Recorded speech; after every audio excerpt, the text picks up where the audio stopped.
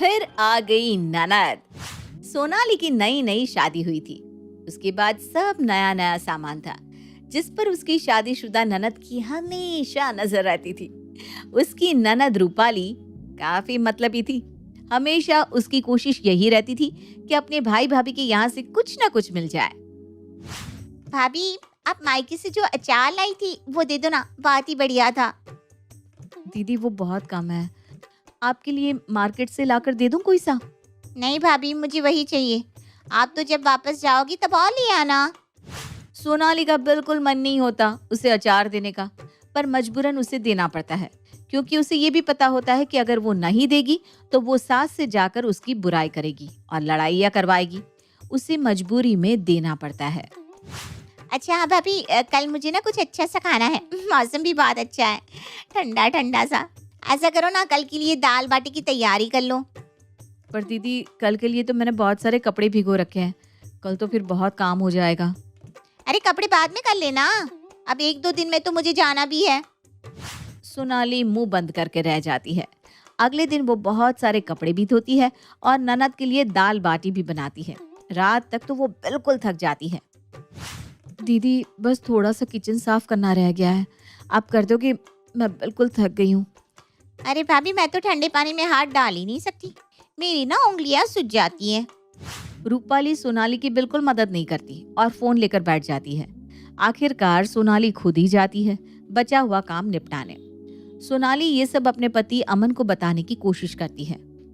देखो, वो मुझसे छोटी है और माँ बाप की सबसे लाडली भी। ये सब तुम्हें ही करना पड़ेगा। सोनाली समझ जाती है कि पति से कुछ भी बोलने का कोई फायदा नहीं है। अगले दिन भैया, अब 2-3 दिन में मुझे जाना ही है, तो मेरे बच्चों के लिए और इनके लिए कपड़े लेने हैं। आप कल ऑफिस से छुट्टी ले लेना ना। कल कल तो बहुत ज़रूरी मीटिंग है, कल तो जाना ज़रूरी है।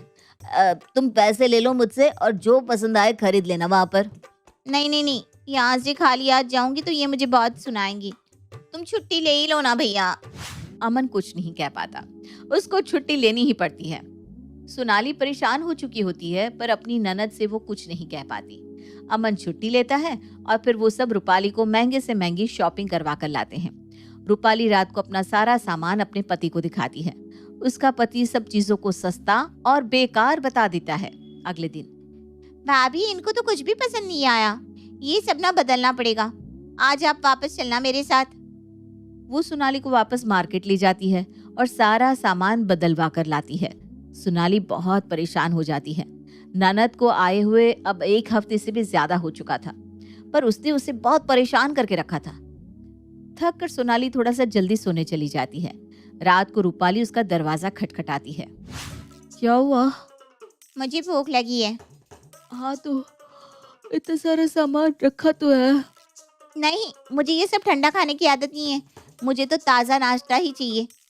अरे तो आप कुछ बना लो ना, मैगी भी रखी है, पास्ता भी है और काफी कुछ रखा है।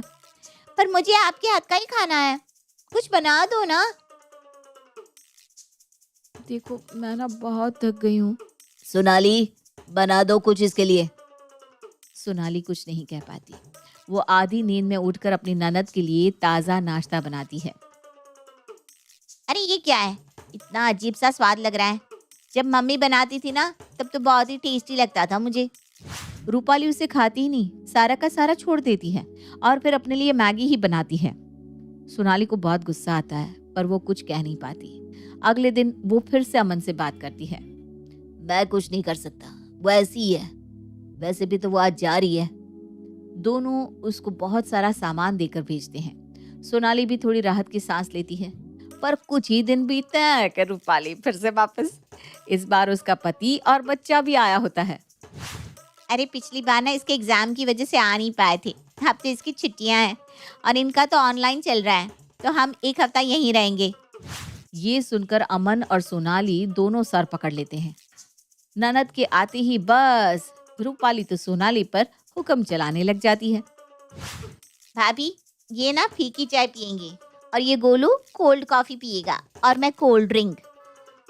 कोल्ड ड्रिंक तो शायद नहीं है, तू भी चाय पी ले। नहीं नहीं नहीं, इस समय चाय नहीं पीऊंगी मैं।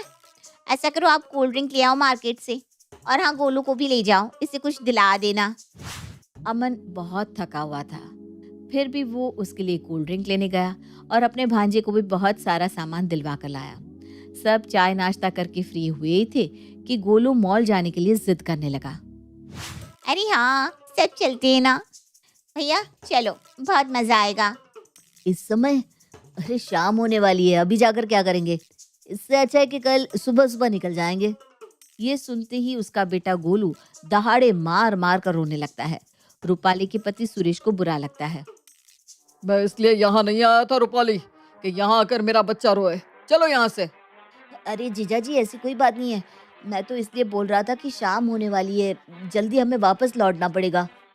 अमन और सोनाली कुछ नहीं कर पाते।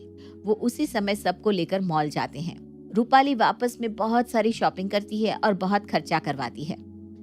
चलिए सुरेश जी, हम थोड़ा आगे घूमकर आते हैं। अमन अपने जीजा सुरेश को शॉप्स दिखाने लगता है। पीछे पीछे रूपाली भी आ जाती है। दिखाओ दिखाओ, क्या लिया? अरे कुछ नहीं लिया, मुझे कुछ लेना ही नहीं था। हम तो परफ्यूम्स टेस्ट कर रहे थे। हैं परफ्यूम्स? और आपने कुछ नहीं लिया? अमन चलो मुझे दिखाओ कहाँ है शॉप। वो अमन को परफ्यूम्स की शॉप पर ले जाती है और 2-3 महंगे महंगे परफ्यूम्स खरीद लेती है। फिर उसका बच्चा भी जिद करने लगता है। अरे बेटा, इतने छोटे बच्चे परफ्यूम नहीं लगाते हैं, बड़े हो जाओ फिर लगाना।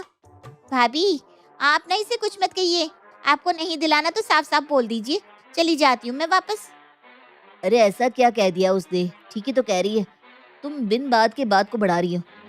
चलो मैं दिला देता हूँ इसे क्या चाहिए। अमन अपने भांजे के लिए भी एक महंगा सा परफ्यूम खरीदता है। सब रात तक वापस आ जाते हैं और सो जाते हैं। अगले दिन अमन थोड़ा हिसाब करने बैठता है और देखता है कि जब से बहन आई है उसका अच्छा खासा खर्चा हो चुका है। सोनाली देख लेती है कि अमन परेशान है, पर वो अपनी बहन से कुछ बोलेगा नहीं, तो वो सोचती है कि उसे ही कुछ करना पड़ेगा। सुरेश जी सुनिए ना, मुझे बहुत टाइम से एक साड़ी लेनी है, पर वो इन्हें पसंद ही नहीं आ रही और इसलिए दिला भी नहीं रहे। आप चलेंगे मेरे साथ? हाँ हाँ भाभी, चलिए ना। सोनाली उसे अमन की कार लेने के लिए बोलती है और उसे पता होता है कि उस पे बहुत ही कम पेट्रोल है। दोनों घर से निकलते हैं और फिर पेट्रोल भी भरवाना पड़ता है। टंकी पूरी खाली ही होती है तो अच्छा खासा 5-7 हजार का पेट्रोल लग जाता है। लेकिन सोनाली बात ऐसे करती है जैसे इस बारे में उसे कुछ पता ही नहीं था। अरे सुरेश जी, मुझे पता ही नहीं था कि इस पे पेट्रोल नहीं है, आपके कितने सारे पैसे लग गए। अरे भाभी कोई बात नहीं, आप और बताइए, कुछ और काम है क्या?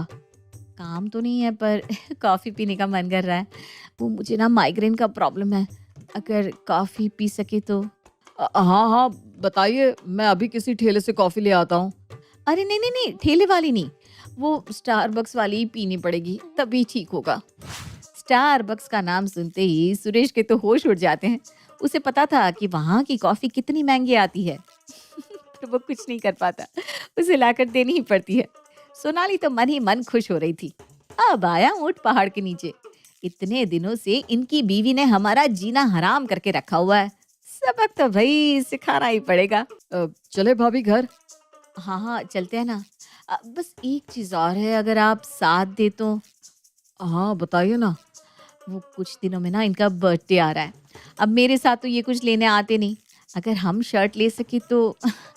देखिए मुझे तो अच्छा भी नहीं लग रहा आपसे बोलते हुए, पर अब क्या करूं मैं। सोनाली बस ऐसे ही चिकनी चुपड़ी बातें करके उसका खर्चे पे खर्चा करवाती जा रही थी और अच्छा खासा वसूल भी कर रही थी। थोड़ी देर बाद दोनों घर पहुंचते हैं। रूपाली चलो भाई, अब हम कल ही चलते हैं वापस, हो गए 2-3 दिन यहाँ। क्यों, क्या हुआ? आप तो कह रहे थे कि हफ्ता भर रुकेंगे। हाँ पर मुझे ना ऑफिस का काम याद आ गया है, कल ही चलते हैं। और दोनों अगले ही दिन चले जाते हैं। इन्हें क्या हुआ, ऐसे अचानक ही चले गए? सोनाली मन ही मन हंस रही थी कि अब अपने पति को कैसे समझाए कि उसने क्या तरकीब लगाई ननद से पीछा छुड़ाने की।